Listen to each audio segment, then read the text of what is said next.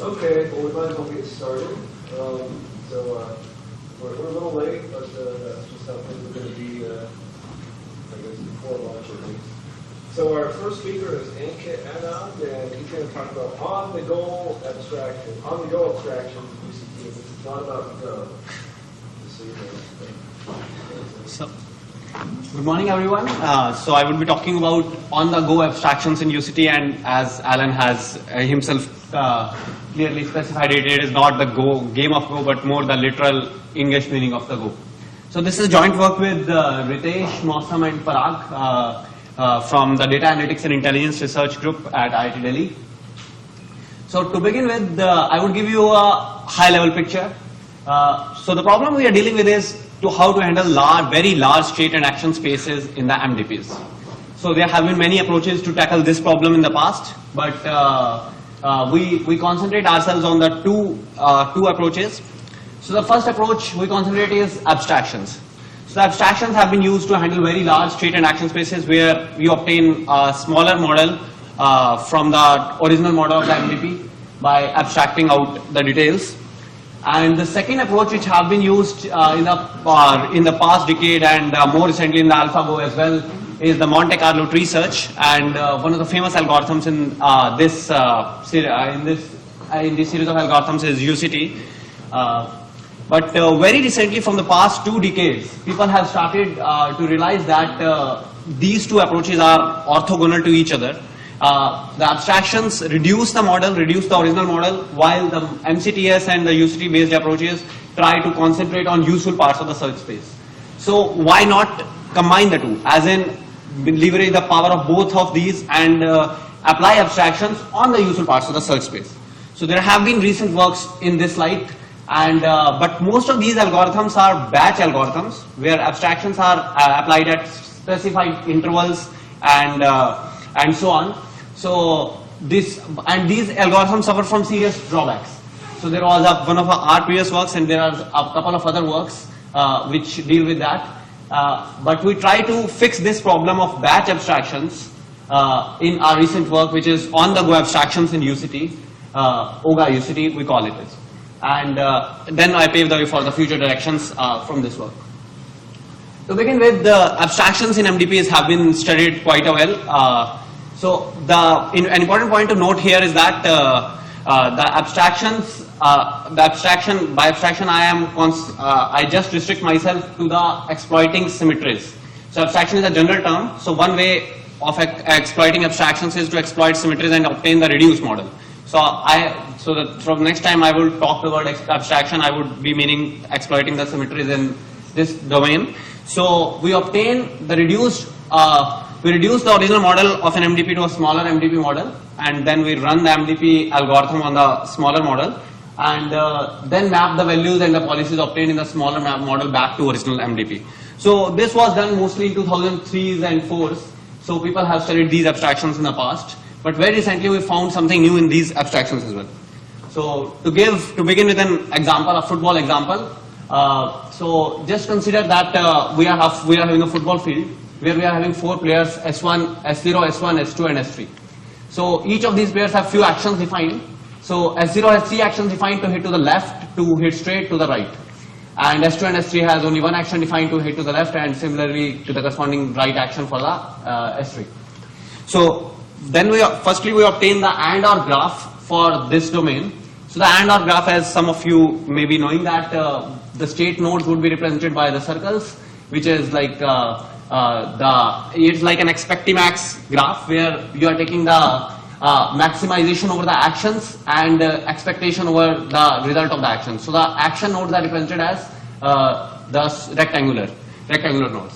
We call these action. You would see that we would represent here. We are representing action nodes as state action nodes here. So I will be introducing a new abstraction definition, which is a state action pair abstraction. So just to clarify that, but it is similar to the AND OR graph, which is well studied in the MDP community.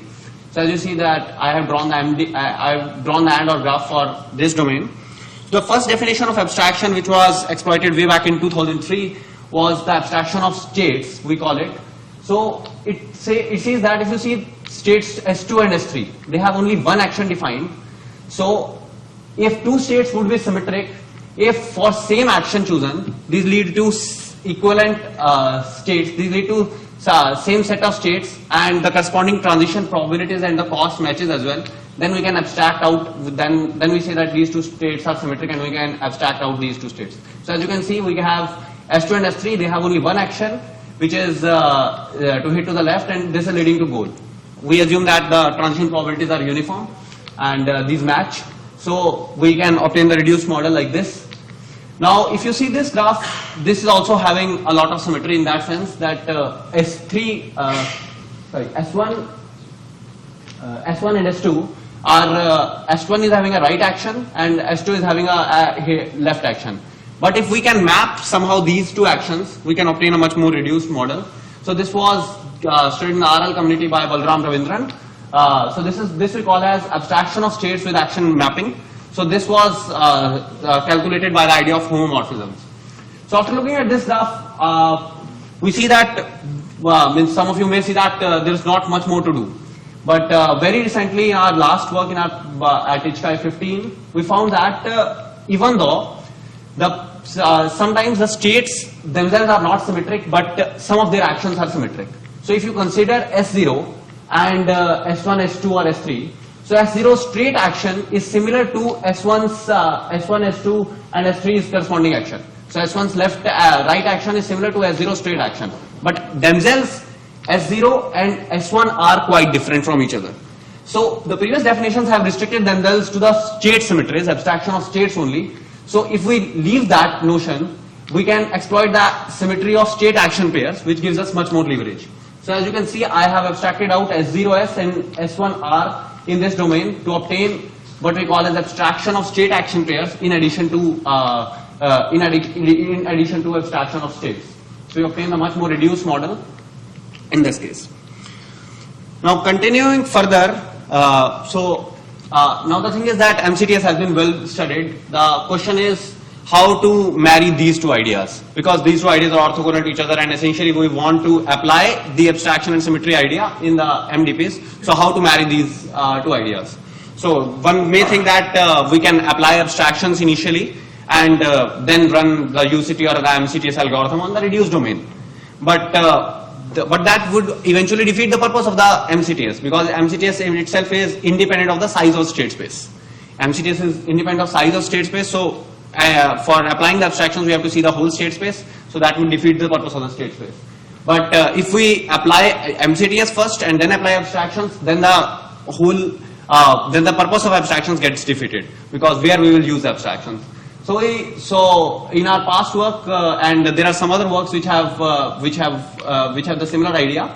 So what we do is that we build the unabstracted tree like the UCT. Then we compute the abstractions bottom up in the tree. There is an abstraction computation phase, and then after this we will grow tree using these abstractions. So we will use abstractions in the next tree growing phase, and then we shuffle back and forth between these two phases. We will compute abstractions bottom of the tree, we grow tree using these abstractions. So as you see, this is a batch algorithm where we are computing abstractions at particular intervals.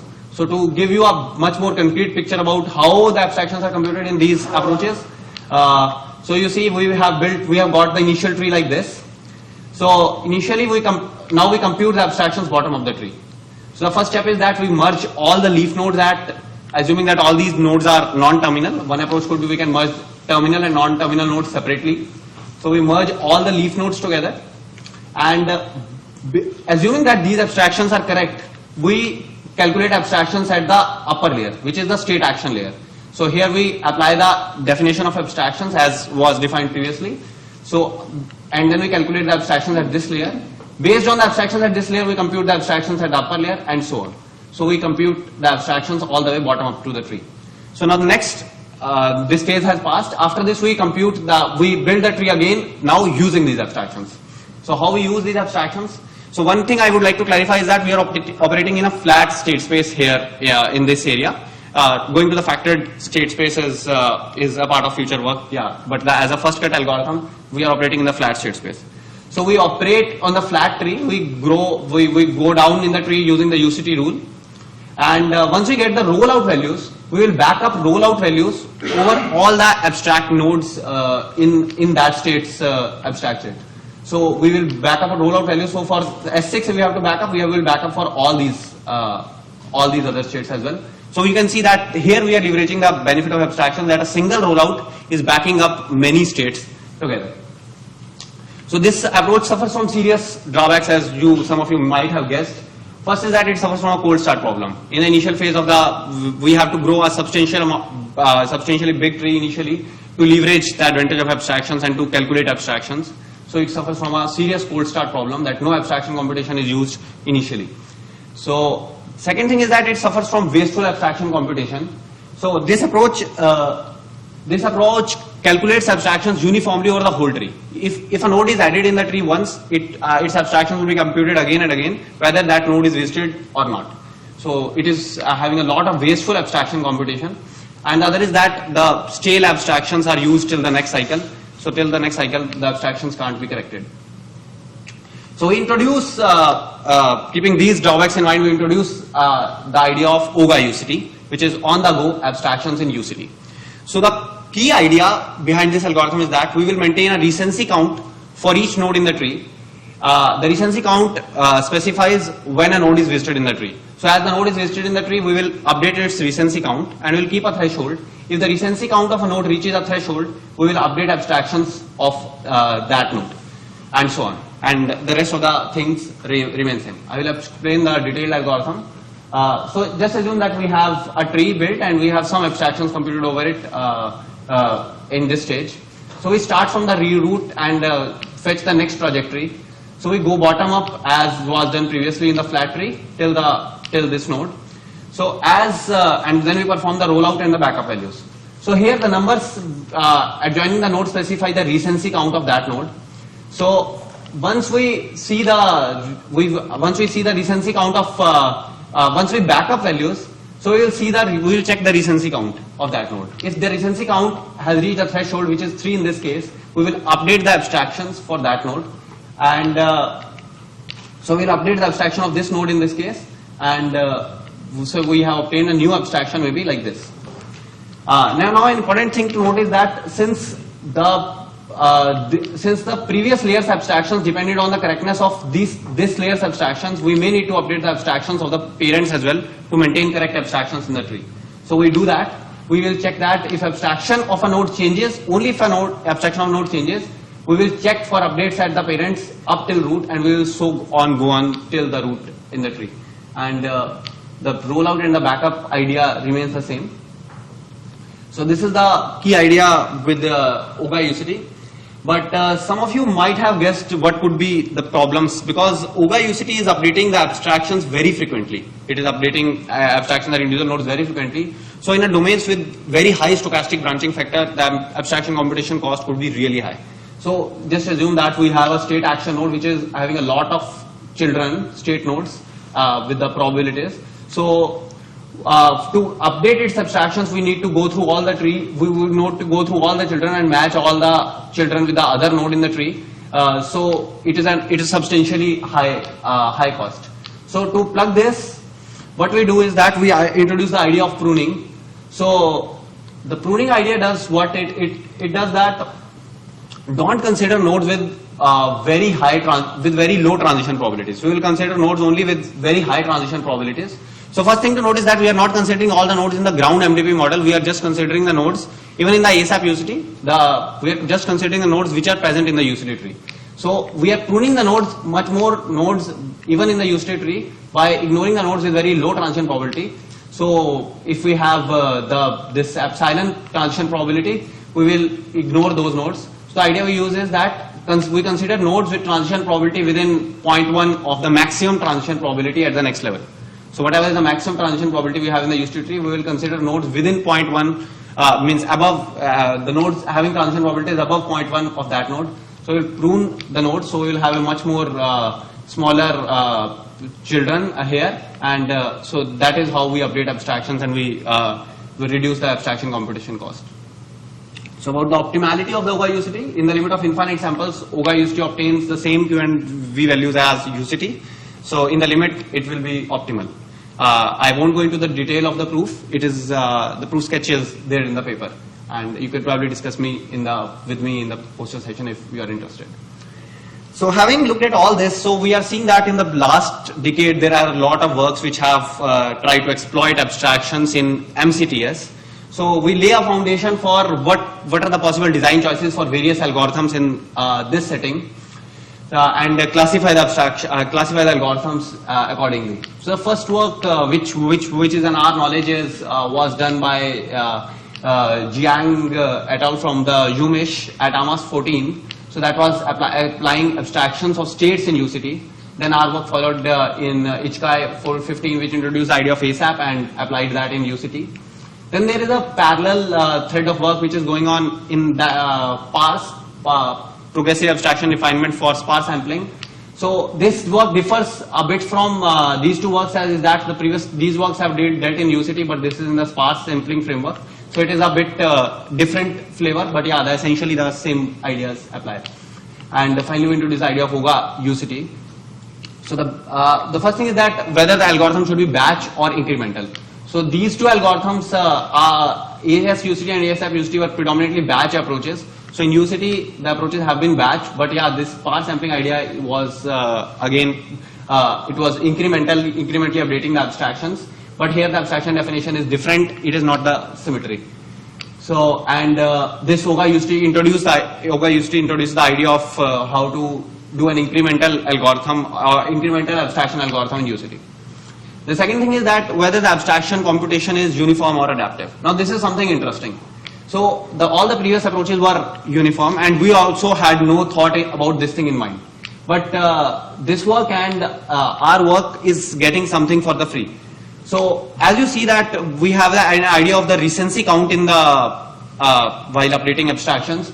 So the recency count idea gives us what? So it says that more the node, if a node is visited more and more often, its abstractions will be updated more often. So so it is adaptive abstraction computation over the whole tree. So here the abstractions are computed adaptively, not uniformly as in the previous case. So we update abstractions on useful parts much more often. So how we are doing that? So the abstractions are progressively refined, or it is split merge approach. So these two approaches are split merge, and our work is also split merge, but this sparse sampling work was progressive. More essentially, what is the notion of abstractions? So our works have dealt with the state action pair abstractions, but most of the other works have dealt with the state abstractions. And finally, what we obtain in the tree, so we obtain an aggregated tree as in these two works. But in the sparse sampling framework, in the limit, we will continuously sample. So there the idea and the motivation is a bit different. So these are the few design choices which one should keep in mind. I will quickly go through the experimental settings. So we tried on 6 diverse domains from IPPC and other literature as well. So we tried roughly 5 instances. The domain choices and the instances were chosen based on the ease of implementation. But yeah, we are planning to extend this work to all the riddle domains and so on. So we compared OGA UCT with ASAP UCT without abstractions. With ASAP UCT, which is the state of art in as per our knowledge in the UCT framework, in the abstraction framework, and UCT without abstractions. So so as you see in the navigation and the sailing wind domain, which has been shown in the ASAP work, ASAP does better than UCT, but we do better on OGA. So apologies. Firstly, I will explain what we are plotting. On the y-axis, we have the accumulated cost, what we are obtaining. So we are in the cost framework. We want to minimize the cost. And on the x-axis, we have the time of a trial. So as you see, as the time increases, the OGA UCT gains more and more. So this is shown in these two domains. Now this is something interesting. ASAP UCT works mentioned that it's not able to exploit abstractions in the racetrack domain and the ACAD advising. So here, but we see that OGA UCT in fact is able to gain in those domains as well. So it is happening that the ASAP is computing the wrong abstractions. It's keeping the wrong abstractions for a lot of time, but OGA UCT, due to the idea of on the go, is able to do a bit faster. So in the game of life and sysadmin, as these domains have very high branching factor, So we introduce, so here you see another graph about the pruned OGA UCT as well. The OGA UCT loses again on the idea because it has, these domains have very high stochastic branching factor and abstraction computation cost becomes very high. But the pruned OGA UCT performs at par or better than ASAP UCT for most of the cases. So we have aggregated results as well on these domains for all the instances. So this shows predominantly that pruned OGA UCT is more or less robust across number of domains, except the aberration here at sysadmin, which is where it is a bit losing. So to summarize, we give the first incremental and adaptive abstraction computation algorithm in the UCT, which is OGA UCT. It is robust across a wide variety of domains, and pruned OGA UCT provides up to 28% performance gains in various things. And lastly, we introduce the taxonomy for various design choices for the abstraction-based algorithms in the MCTS. The source code is freely available at this website. And for the future work, so this work has been predominantly done in the flat state space. So how to extend this to a factored state space is obviously the next question, especially when we are in the planning community. The other extension could be to extensions to POMDP framework and how this can be used for the real world domains in the POMDP framework. So I would like to acknowledge various agencies which have supported us throughout the research, and lastly a big thanks to ICAPS DC committee for providing me the grant to travel here and for all the assistance. Thanks a lot. So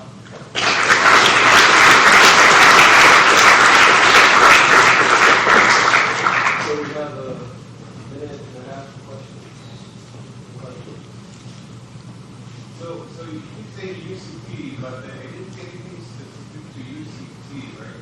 You can do any one qualification? Yeah, so yeah, you are right that we can extend this idea to any other algorithm in the MCTS as well.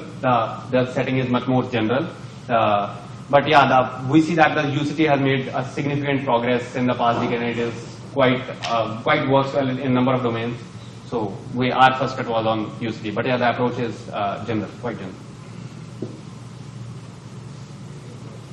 Just for clarification, when you merge two states into an abstract state, are you certain at that point that they are actually symmetric, or might you have to split the abstract state later on? So yeah, we are not certain. So it is like, because it is in both algorithm, it is means we are approximating that setting. We build a tree for a certain amount of time and then we compute the abstraction.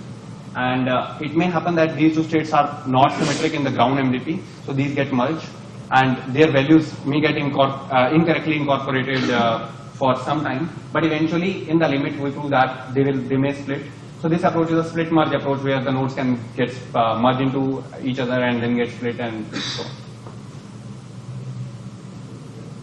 One quick question.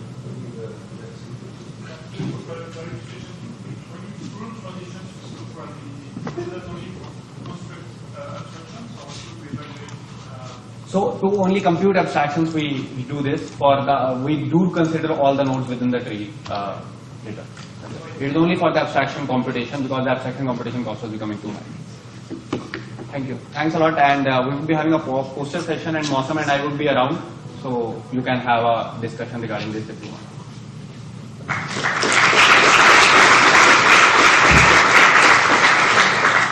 So our next speaker is Marcel Steinmetz, and he's going to talk about revisiting goal probability analysis and probabilistic planning.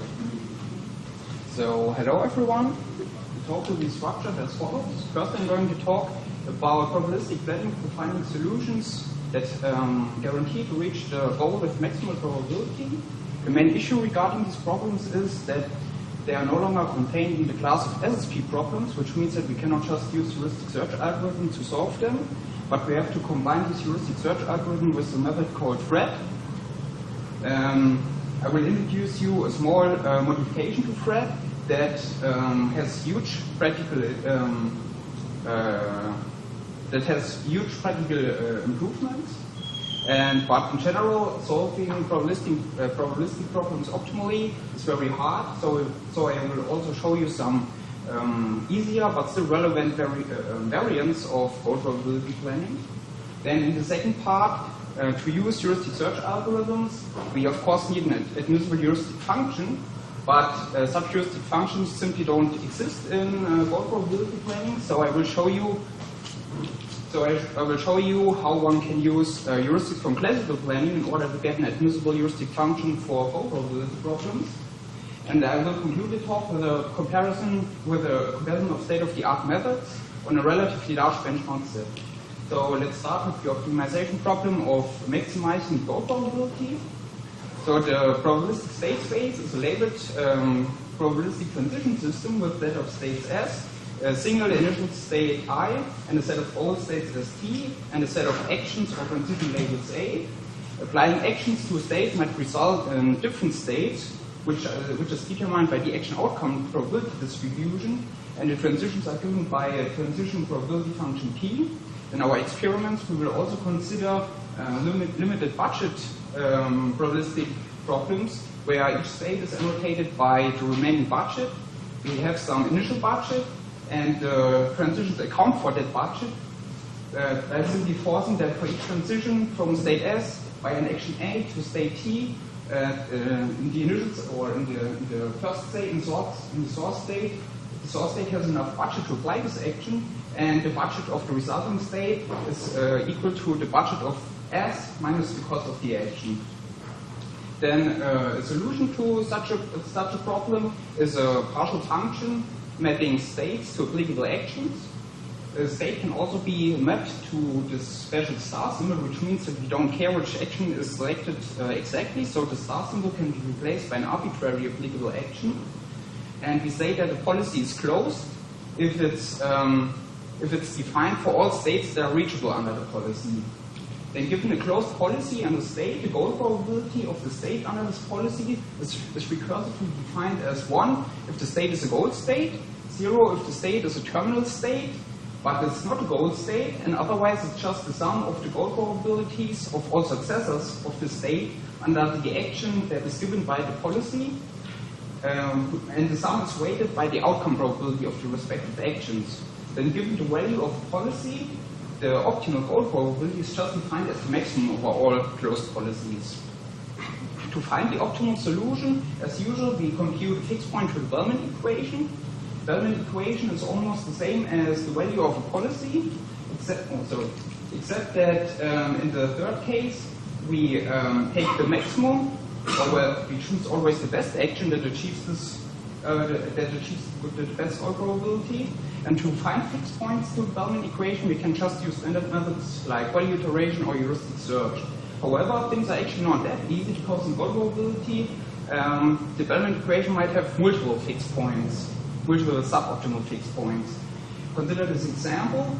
There, the optimal goal probability of the states S and T is clearly P, but the cycle between S and T allows that each function that assigns the same value to S and T, and which is at least P, so such functions will be fixed points to the Bellman equation.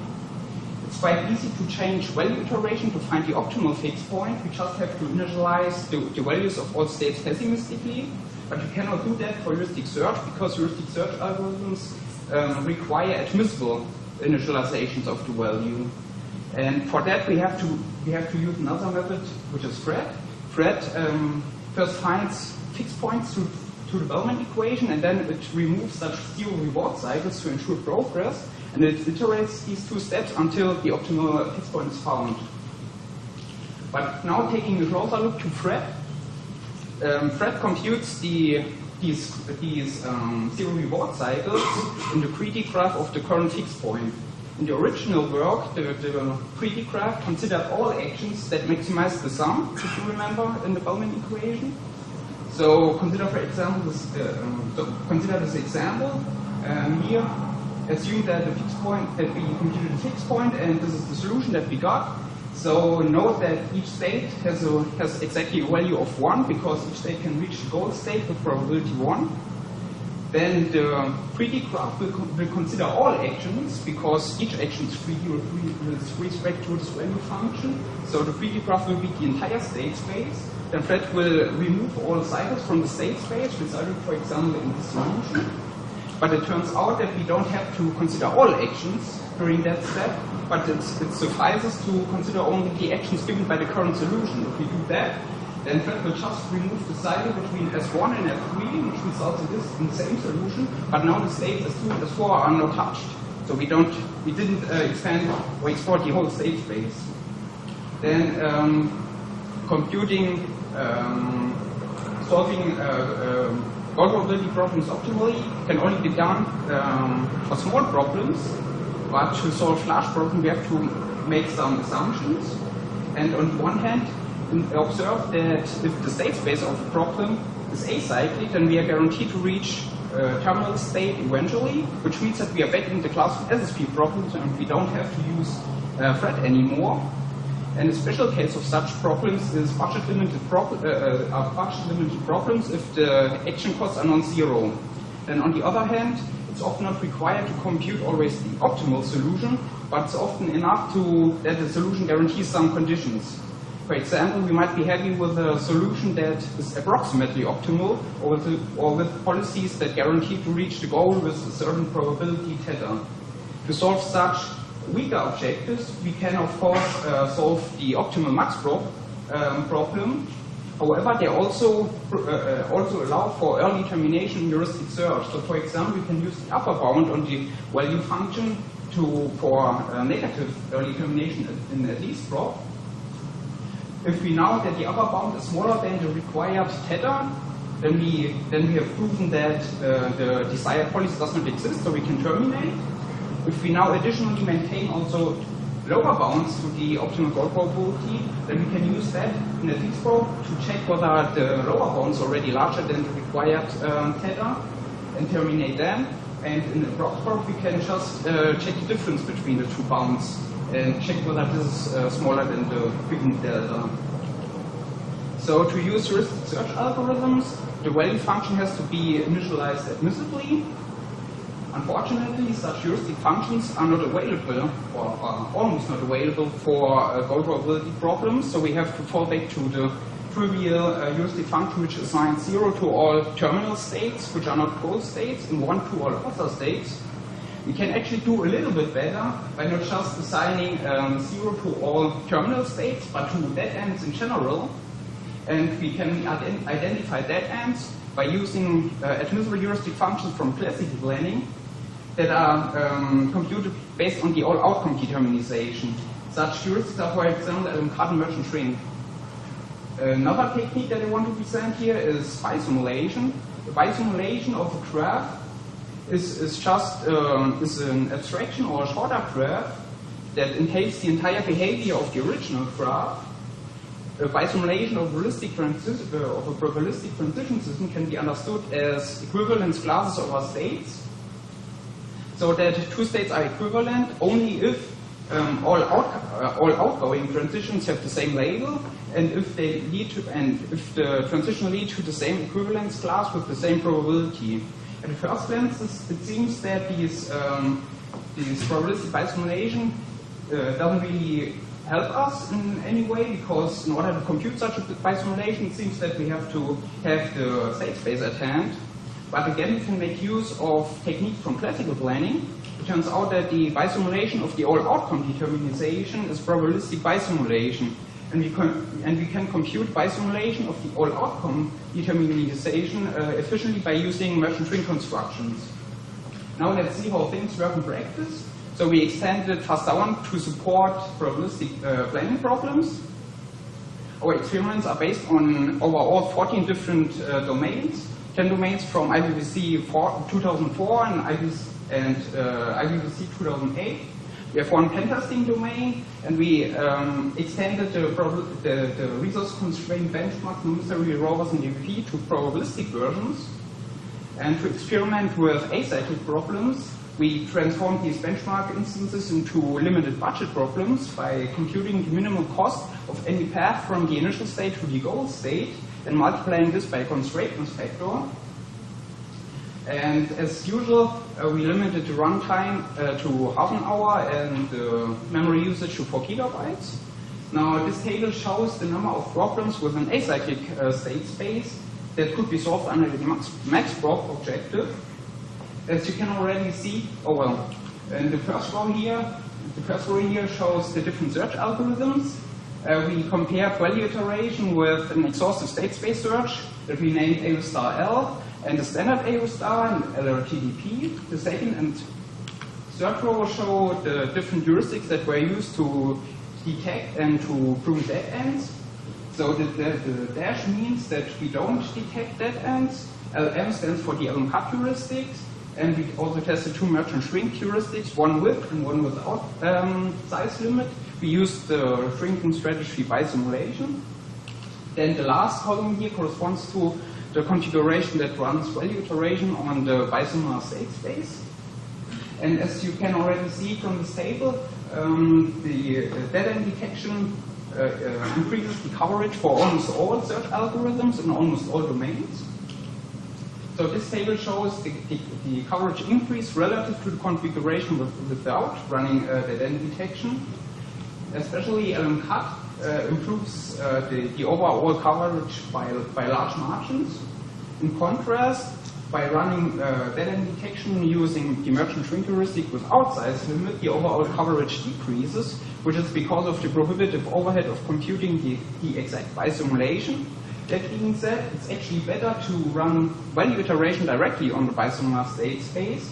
However, even in this configuration, the overhead of computing the exact by simulation is too much. Except of one domain, which is driving the entire world, there this VI on VS configuration scales very well. It can even solve problems, it can solve triangle problems with the triangle length of 74 in both the standard version and the budget limited version. And for comparison, the largest instance of triangle tire world that is represented in this table has triangle length 20. So it scales really, really well. And of the different search algorithms, DTD performs best. Even without that detection, it can solve almost 40 more instances than value iteration without dead-end detection. These two plots show the number of states that are touched by value iteration on the x-axis and LRTDP on the y-axis. Even without dead-end detection, LRTDP only explores a very small portion of states that are explored by value iteration. Reductions of one order of magnitude are really regular, and reduction of up to 3 orders of magnitude are possible. When providing more information by dead-end detection to those algorithms, then the advantage of LRTDP is even larger than before. So let's come to one of the Riga objectives. This plot shows the at least for coverage as a function of the threshold theta. As expected, value iteration, the coverage of value iteration remains constant for all values of theta because it cannot make use of the early termination conditions. Again, LRTDP performs best. It can effectively make use of the upper bound to quickly prove that policies with large probabilities do not exist, and also finds policies with small probabilities relatively quickly, so that this results in this easy kind of shape. Now, in contrast to the max-prob objective, where the exhaustive state space search were dominated by value iteration, here exhaustive state space search really shows some potentials, because for small values of theta, it's actually almost as efficient as LRTDP. In the cyclic case, we compared value iteration with both thread variants, where the thread variants run LRTDP to find the fixed points. Again, here's the table that shows the coverage increase that results from using dead-end detection. Now here, the dead-end detection has only a minor influence in coverage, most notably in exploding blocks world. This table shows the coverage of the thread variants relative to the value iteration configuration. So for example, thread pi solves without dead-end detection solves one more instance of exploding blocks world than value iteration without dead-end detection. And as you can see, the thread B performs almost similar to value iteration, but our new thread variant, thread pi, is really superior. Even without dead-end detection, it can increase the overall coverage by considerably large number of problems. So I will conclude the experiments with a comparison to experimental results in exploding blocks world, and I'm comparing to results that were given by Kolobov et al. When introducing the thread framework. As you can see, value iteration without with HMAX identity detection outperforms value iteration without that identity detection. Our thread B implementation that uses HMAX identity pruning is almost similar to the value iteration with HMAX identity detection. In contrast, Kolobov's thread B implementation explores significantly fewer states than our thread B implementation because of the better identity detection method of 6ns. And overall, the by far best configuration is again thread pi, which only explores a small fraction of states. And it's all shown problem in under 1 second. So just, I forgot to say, the x-axis corresponds to the different problem numbers, and these are sorted in increasing difficulty. So let's wrap up. So probability analysis is a very hard problem, but there are several reasonable assumptions that we can make. On the one hand, acyclic problems lead us back to the class of SSP problems. On the other hand, it's not always required to compute the optimal solution, but in such cases, heuristic search allows for early termination. And last but not least, there is thread pi, which outperforms the other test configurations. For future work, to further improve the shown algorithms, there's of course the big question of better admissible heuristic functions for goal probability. And for these reader objectives, good anytime behavior is really important. So combinations of heuristic search algorithms and Monte Carlo tree search seems to be very promising. And finally, there is the interesting class of, or the interesting probability problems of simulated penetration testing, whose structure allows to additional domain-dependent optimizations. So thank you for your attention, and if you have any questions, feel free.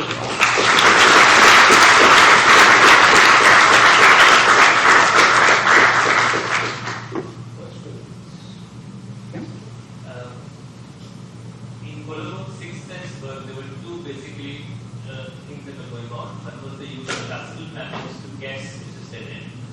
And the second was a planning graph-based generalization scheme to prove that something has a proper representation for dead end, which allows you to prove many new states as dead ends. Now, you have a better algorithm or a better heuristic to compute dead ends in the first place. Well, we have a faster computation. Right, but do you doesn't think detect as much dead end as you can detect with 6 sense, because, well, if you compute like, or if you try to compute the plan, the classical, well, often the optimization, you can of course detect many more dead ends than just running the heuristic on top of the optimization. So you get much better dead end detection by the 6 sense than you get from our heuristics. But you get it much faster. But you get it much faster. So the question I have is, can you use his proving mechanism? So not the running classical planner, because that is slower. So use your heuristic way of generating which is dead ends.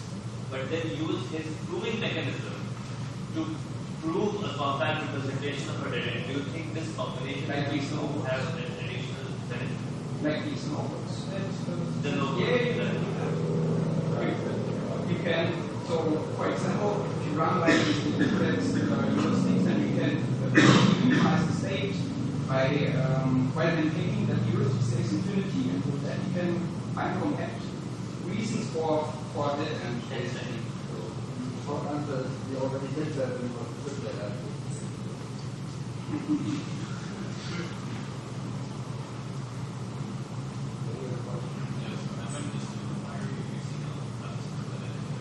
So I didn't mention that. So yeah, sure. This is a perfect question. So here we use budget limited problems, right? And we use the Alan-Cut heuristic to compare the remaining budget with the Alan-Cut heuristic. So the better this classical or this heuristic is that we're using for the outcome optimization, what else can we find? Can we find? So So basically, the heuristic set gives you a value that determines how much budget you might or you have to use at least to reach the goal. So it's not just Exactly.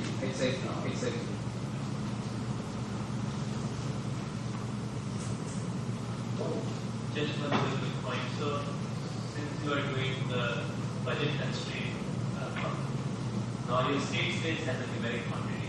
Exactly. So this is sort of a hybrid state space, and this may require. I mean, you can do better by doing a better representation of the hybrid state and not representing it as flat, because multiple states, the same state, could be reached with different budgets. And so I was just point out that there's some older work that we have done on how to represent this better and when to stop, when to detect early detection of failure. We had an algorithm called hybrid AO star. I don't know if you have looked at it. You can check it out, and it might be very valuable to stop.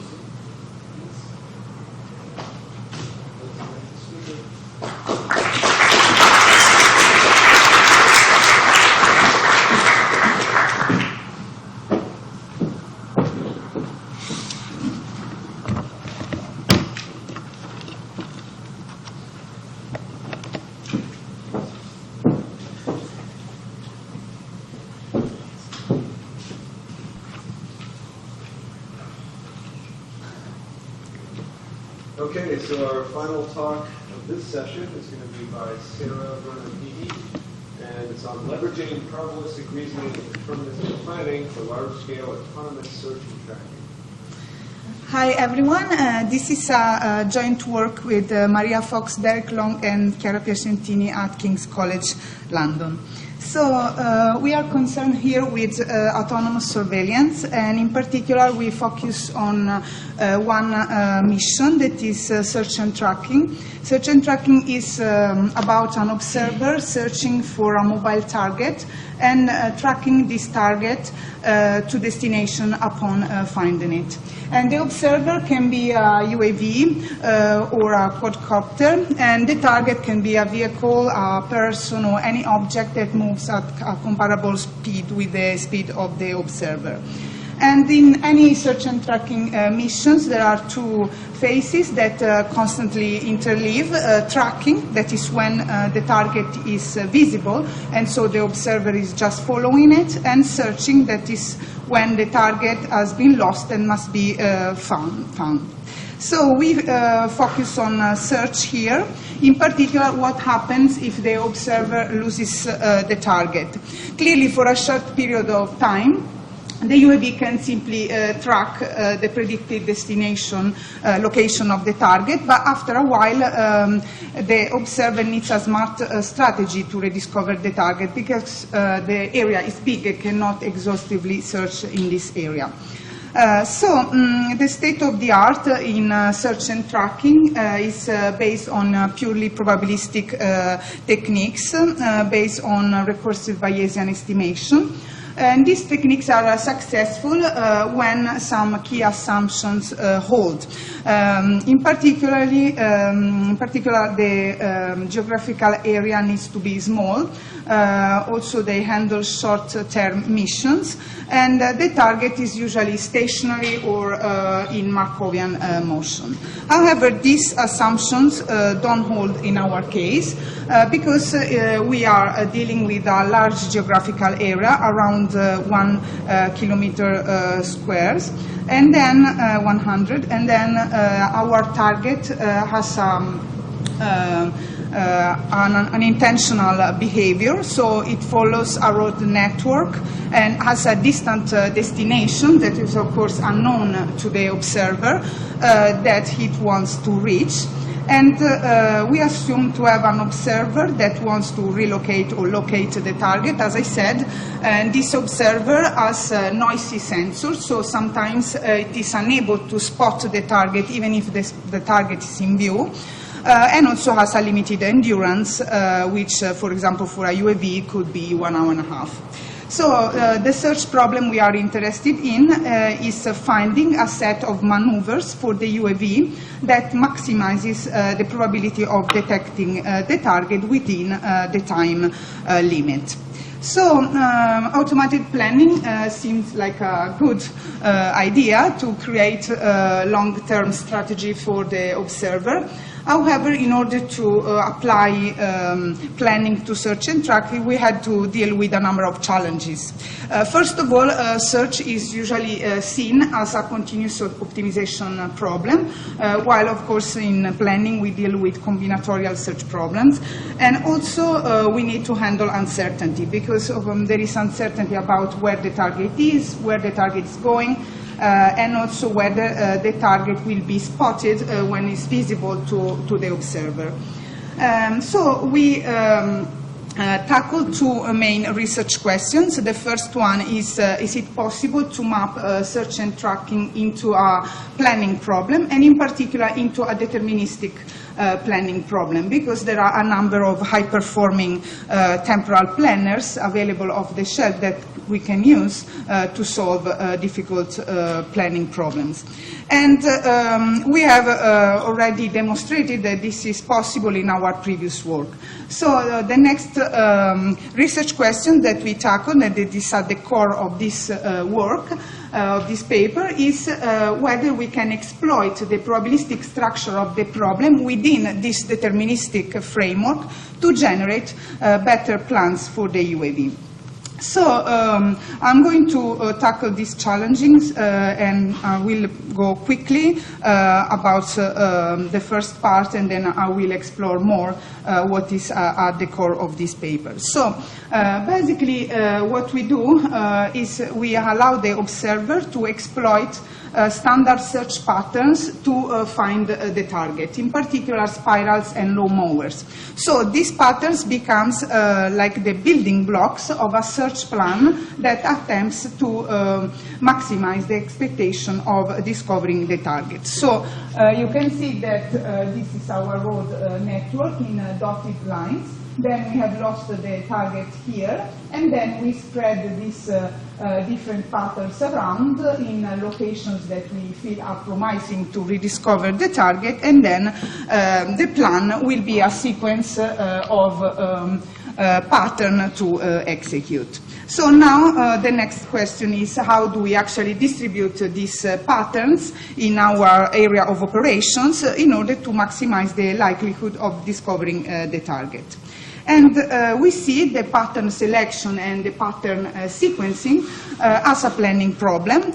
So we formulate this planning problem of finding a good sequence of patterns to rediscover the target as a planning problem, and then we use the planner POPEF TIFF to find plans. Now you can see that and this is, of course, we have a combinatorial problem, and also this is a deterministic problem. And this is because we work under the hypothesis that the target is lost, so we don't need to model the exact position of the target. And so when we rediscover the target, we abandon the plan, and so the plan becomes irrelevant, and we switch to tracking. So basically we have now a deterministic planning problem, a temporal one. So now in order to implement our approach, we have to deal with two tasks. The first one is to find an initial pool of promising candidate search patterns to pass them to the planner to choose the ones to execute, because of course we cannot pass to the planner all possible patterns that we can generate in the area of operation. And the second task is to find a mechanism for the planner to establish which sequence is best suited to discover the target. And it's at this point, to deal with these two tasks, that we resume the probabilistic structure of the problem. So in order to find a good set of initial candidates, we run Monte Carlo simulations to estimate the possible trajectories of our target. And we run these simulations based on historical data about the target, like his last known position, and also based on the physical motion of the target, the physical model of the target movement. So we know the road network, as I said, and also we hypothesize a set of possible destinations for the target. And then we run this simulation, so we obtain a probability distribution map for the target location, and we identified locations that have the highest probability of finding the target at different points in time, and then we generate candidate patterns around those locations. So this is a simple example in which you can see that these are the estimated trajectories for the target, and in different colors you have different time slices, and then we generate patterns like spirals or lawn mowers to cover these promising locations. Now let's go to see the second task we have to deal with, which is how to create a mechanism for the planner to choose the best sequence. And to do this, we combine planning with Bayesian inference. So a plan, we said, is a sequence of patterns. So the planner builds plans by making predictions about which destination the target is aiming for. And in the beginning, it can rely on the information provided by the Monte Carlo simulation. So in the first step, it will use that. But then, while the search unfolds, of course, the UAV learns about where the target is going. In particular, the planner adds each new pattern to the plan under the assumption that the previous pattern has failed. And these failed patterns, of course, give the planner negative information on the target's location that can be incorporated to choose the next one. So at each step, the planner updates the prior probability, the prior distribution for motion and for unsuccessful searches to produce a posterior distribution that will be used in the next step.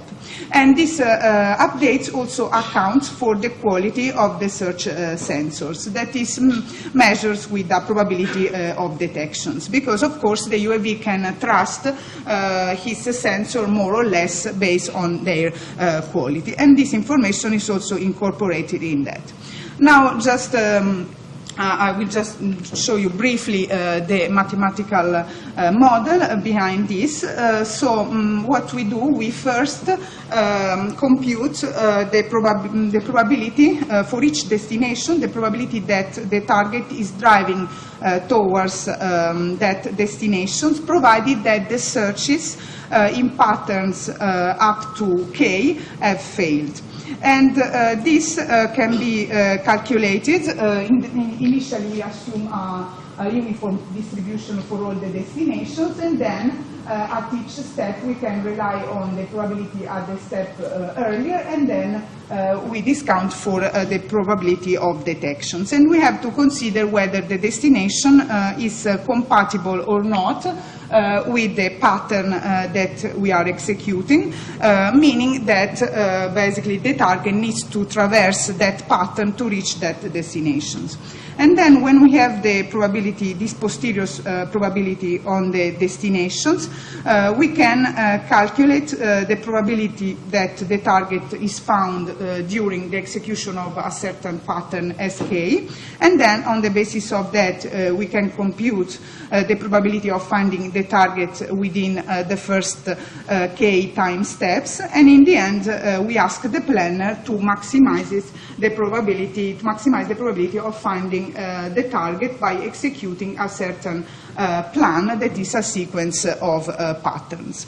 So we have in our new formulation of the problem, we have compiled the prior probability distribution, the target motion model, and the detection capabilities of the UAV into a planning task specifications. In particular, we use PDDL 2.2 to model our problem. And here there is an example of one action. This is the action corresponding to doing a spiral. So we have actions for each search patterns and also actions to fly from one pattern to another.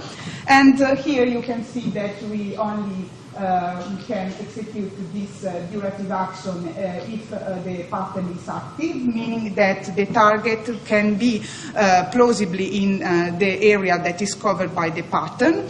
And then we have the effects that are to move, of course, the UAV from the entry location of the pattern to the final location of the pattern, and crucially here to update our probabilities, the total probability and the probability of each destination. And this is corresponding to what I was showing before.